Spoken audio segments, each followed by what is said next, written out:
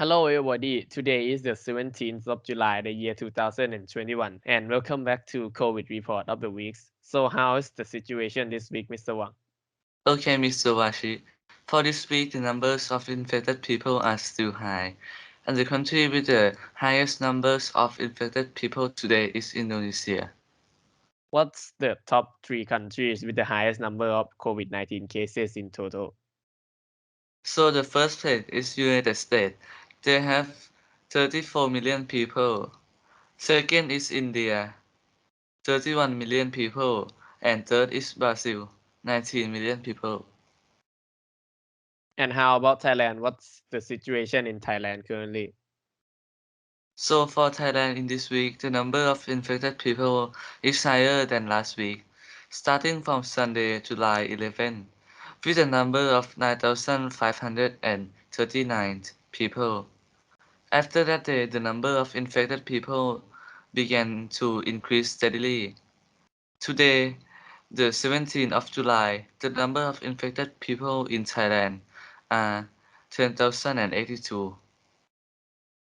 And the average number of infected people in this week per day is 9,308. And how did the government handle the situation?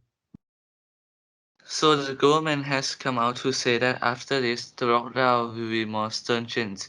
After the number of people infected with coronavirus has not decreased and has a tendency to increase by lockdown in 6 provinces of Bangkok perimeter and enhance epidemic control in 10 provinces including Songkhla, Pattani, Yala, and Narathiwat, for 14 days, starting from July 12, such as banning eating in restaurants, closing shopping malls, open only supermarkets, beverage restaurants, banks, financial institutions, and pharmacies.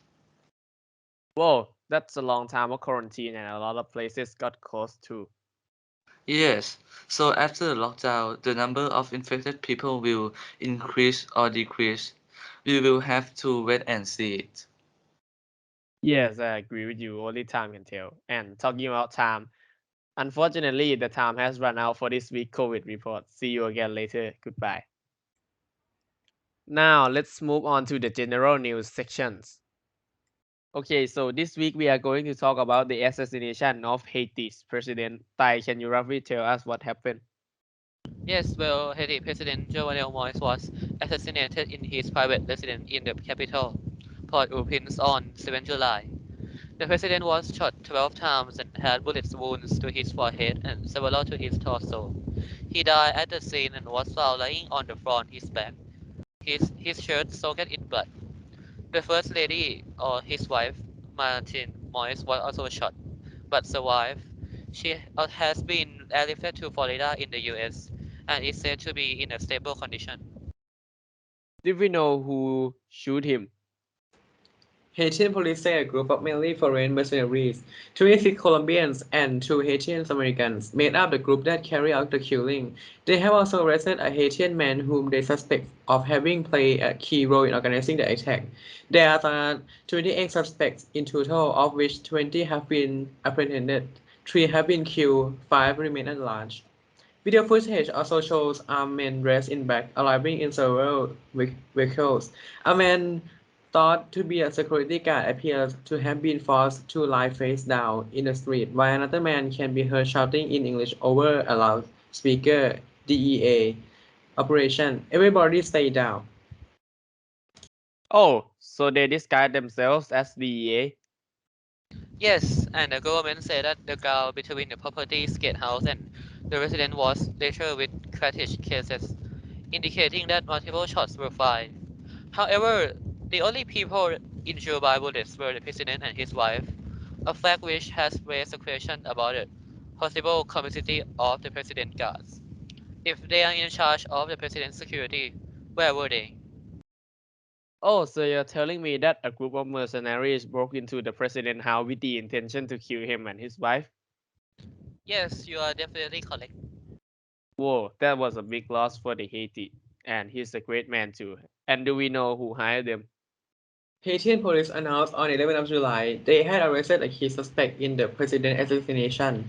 Police Chief Leon Charles believed that the Haitian national Christian Emmanuel Sanon had hired 26 or 28 strong hit squad through Miami-based company called CTU. Mr. Charles said that Mr. Sanon was the first person that one of the Colombian suspects had called when police surrounded them. Mr. Charles said that the police had found weapons, ammunition, and drugs enforcement administration kept in his possession.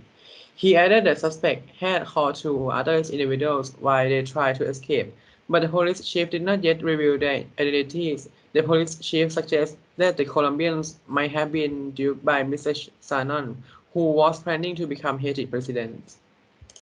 And the assassination left a political void that deepened the turmoil and violence that has gripped Haiti for months, threatening to tip one of the world's most troubled nations further into lawlessness. But in the end, we still don't know the reason why and who planned to assassinate the president. Another loss or tragedy like this shouldn't happen. All nations have suffered a lot of casualties, whether because of COVID-19, poverty, and more than we can imagine. Our time is up. We all hope everyone that listen to our podcast stay safe and healthy. See you again next week. Goodbye.